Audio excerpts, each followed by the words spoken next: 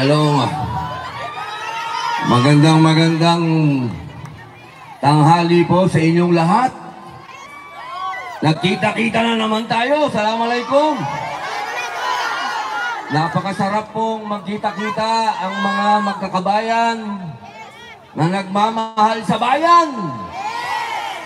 Hindi po tayo nagsama-sama dahil mga chismoso lang tayo. O nabayaran lang tayo. Gumastos tayo dito. Sarili niyong pera, sarili niyong hirap, sarili niyong pawis. Bumiyahe, papunta rito. Nagkita-kita tayo.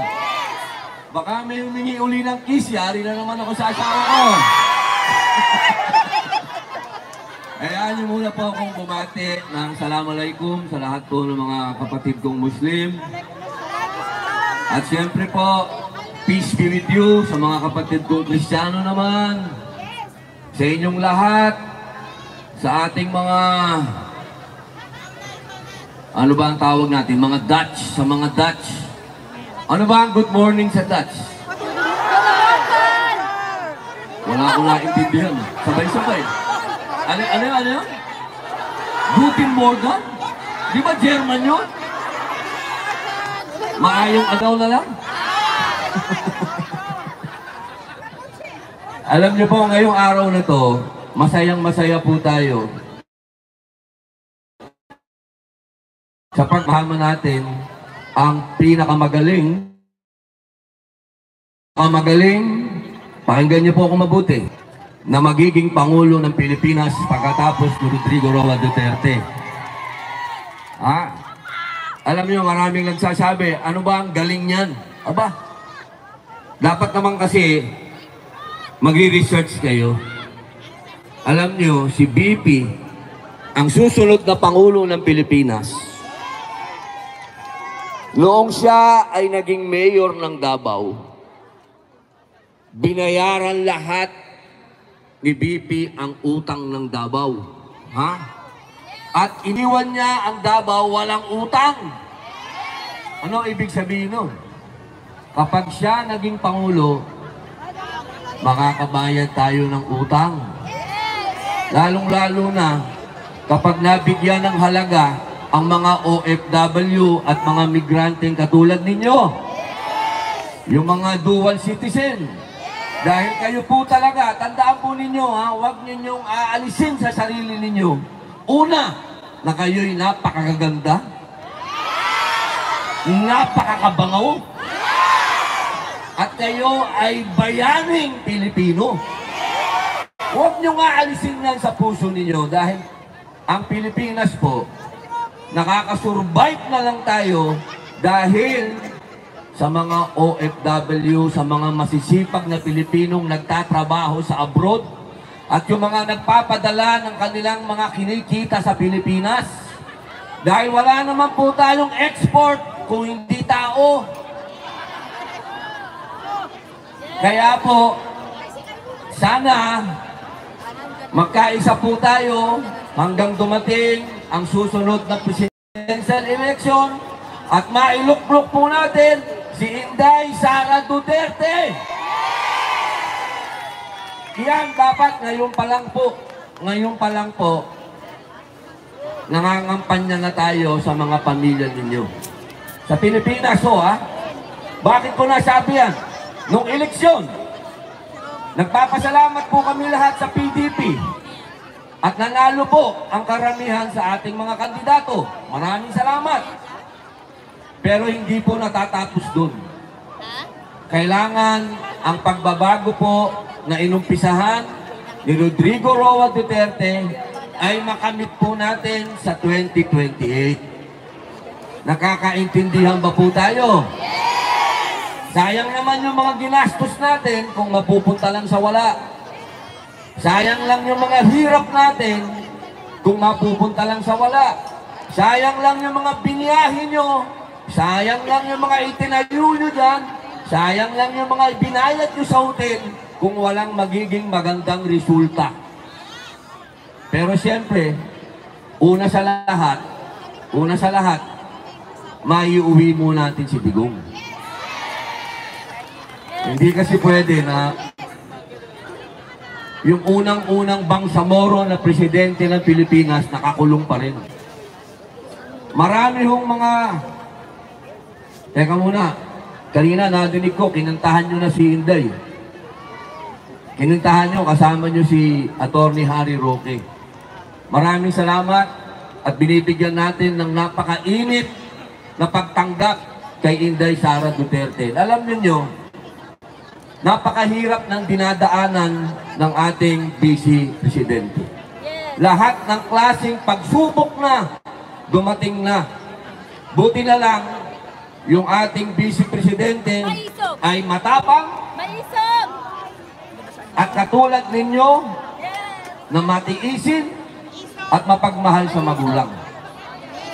Kaya sana po, yung kanyang pakikibaka para maiuwi ang kanyang ama, ang ating mahal na dating Pangulo, panindigan po natin ito at walang iwanan. Napakahalaga po niyan. Hindi po dahil sinasabi sa atin, hindi. Puon nyo yan eh. Puon nyo, sinasamba nyo yan. Si Digong. Ay pambihira naman, oo. Alam naman namin cute si Digong. Napaka-cute, parang teddy bear. Pero hindi namin sinasamba si Digong. Si Digong, mahal namin sapagkat sa kanya nag-umpisa ang pagbabago. Yung pagbabagong inihingi namin mangyari sa bayan namin. Kaya, ladies and gentlemen, you have to tell your friends, o English yan, ha? Romans and countrymen. Di ba? You have to tell the people in Europe, yes, Digong is the best president that we ever had. Totoo yan. But of course, you have to tell the foreigners, the Europeans, well, kasama ko dito, may taga-Amerika dito, may taga-Sweden. Yung kasama ko nagbabantay sa exhibit, taga-Tennessee.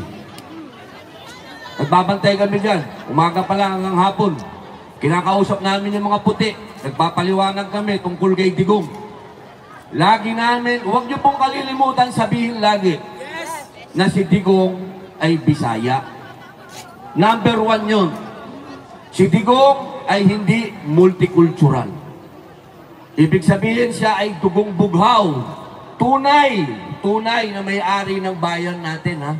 Kasi tayo, ako lalo, ang dugo ko.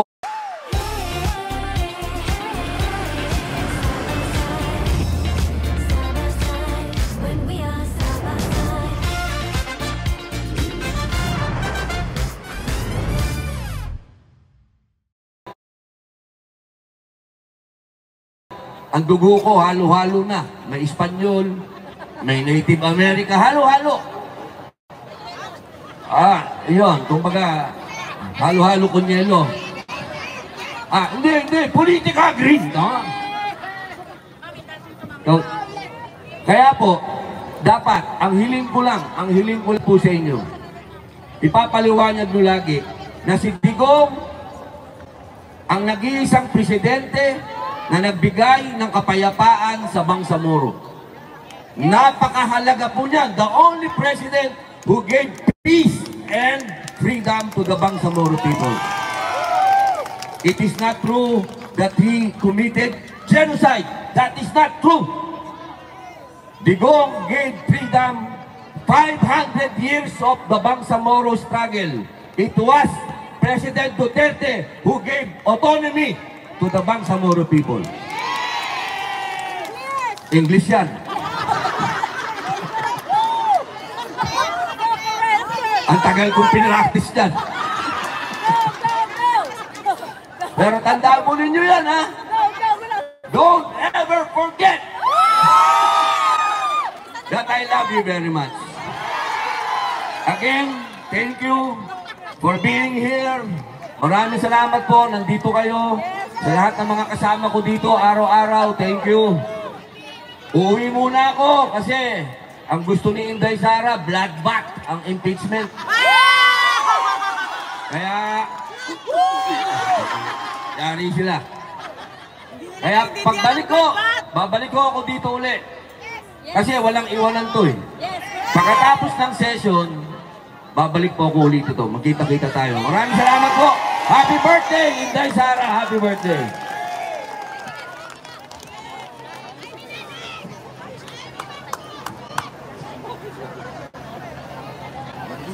Maraming salamat po, Senator Robin Padilla. Okay pa ba tayo, guys?